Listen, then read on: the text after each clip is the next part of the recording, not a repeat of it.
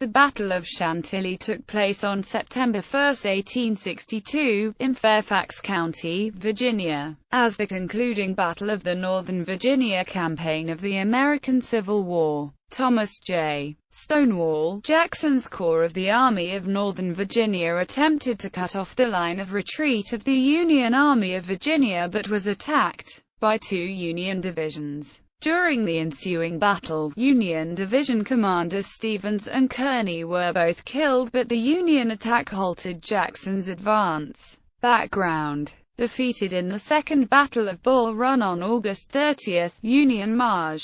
Gen. John Pope ordered his Army of Virginia to retreat to Centerville. The movement began after dark, with Maj. Gen. Irvin McDowell's Third Corps providing cover. The Army crossed Bull Run, and the last troops across Maj. Gen. Franz Sigel's First Corps destroyed Stone Bridge behind them. Gen. Robert E. Lee decided not to press the advantage gained that day, largely because he knew his Army of Northern Virginia was exhausted from 2 weeks of nearly constant marching and nearly 3 days of battle. So the Union retreat went unmolested. Lee's decision also allowed the Army of Virginia's Second Corps, under Maj. Gen. Nathaniel P. Banks, to consolidate with the bulk of Pope's army, marching in from Bristow Station, where they had been guarding the Army's trains. More importantly, Lee's decision bought time for the Union to push to the front the Army of the Potomac's 2, V, and 6th Corps, which had been brought from the peninsula and, much to Maj. Gen. George B. McClellan's dismay, placed under Pope's command. By the morning of August 31, Pope began to lose his grasp on command of his army. The defeat at Second Bull Run seemed to have shattered his nerve, and Pope was unsure what to do next. He knew Washington wanted an attack, but he feared Lee might strike first and destroy his reforming force before it was ready to fight again. Calling a conference of his corps commanders, something he had been loath to do previously in the Virginia campaign, in his Centerville headquarters, Pope agreed with their decision to retreat further into the Washington defenses. But a message from General-in-Chief Henry W. Halleck directed him to attack, and he ordered an advance on Lee's forces on the Manassas field. Lee, however, had already set in motion his own plan that would rob Pope of the initiative to attack. Lee directed Maj. Gen. Thomas J. Stonewall Jackson to march his troops around Pope's right flank to get behind the Union position at Centerville. Leading the way and scouting for any Union blocking force was Confederate cavalry under the command of Maj.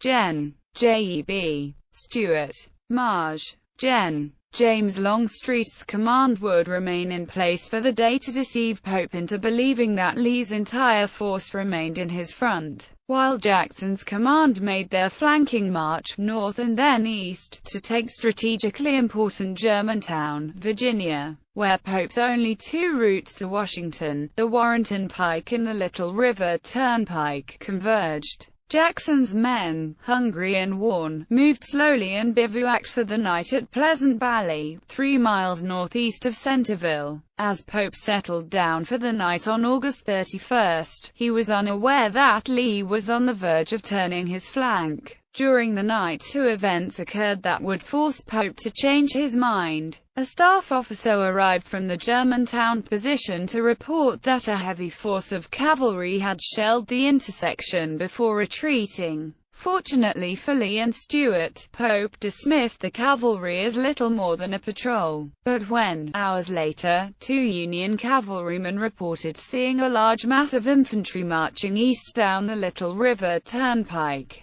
Pope realized that his army was in danger. He countermanded actions preparing for an attack and directed the army to retreat from Centerville to Washington. He also sent out a series of infantry probes up the roads that Lee might use to reach his troops as they pulled back. Battle. On the morning of September 1, Pope ordered Maj.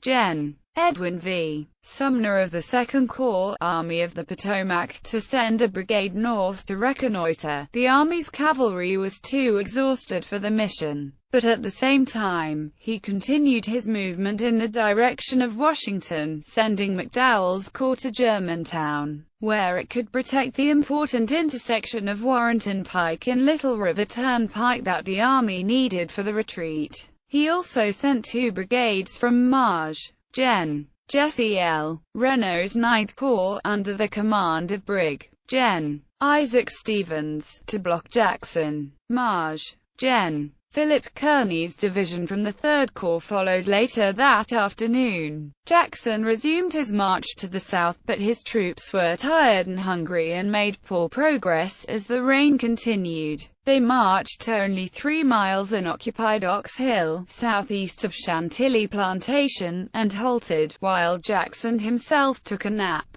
All during the morning, Confederate cavalry skirmished with Union infantry and cavalry. At about 3 p.m., Stevens' division arrived at Ox Hill. Despite being outnumbered, Stevens chose to attack across a grassy field against Brig. Gen. Alexander Lawton's division in the Confederate center. The Union attack was initially successful, routing the brigade of Colonel Henry Strong and driving in the flank of Captain William Brown, with Brown killed during the fighting. The Union division was driven back following a counterattack by Brig. Gen. Jubal Early's brigade. Stevens was killed during this attack about 5 p.m. by a shot through his temple. A severe thunderstorm erupted about this time, resulting in limited visibility and an increased dependence on the bayonet, as the rain soaked the ammunition of the infantry and made it useless. Kearny arrived about this time with his division and deployed Brig. Gen. David B. Birney's brigade on Stevens's left, ordering it to attack across the field. Birney managed to maneuver close to the Confederate line, but his attack stalled in hand-to-hand combat with Maj.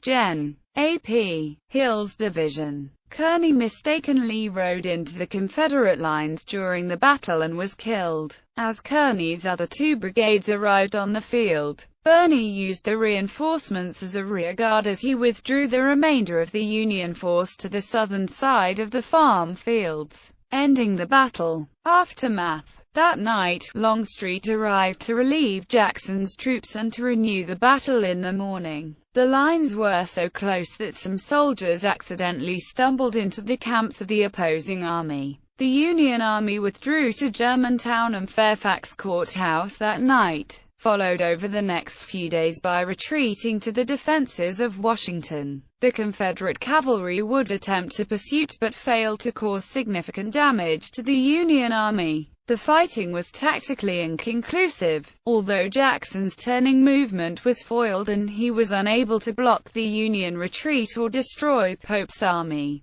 National Park Service historians count Chantilly as a strategic Confederate victory because it neutralized any threat from Pope's army and cleared the way for Lee to begin his Maryland campaign. The Confederates claimed a tactical victory as well because they held the field after the battle. 2 Union generals were killed, while 1 Confederate brigade commander was killed. Pope, recognizing the attack as an indication of continued danger to his army, continued his retreat to the fortifications around Washington, D.C. Lee began the Maryland campaign, which culminated in the Battle of Antietam, after Pope retreated out of Virginia. The Army of the Potomac, under Maj.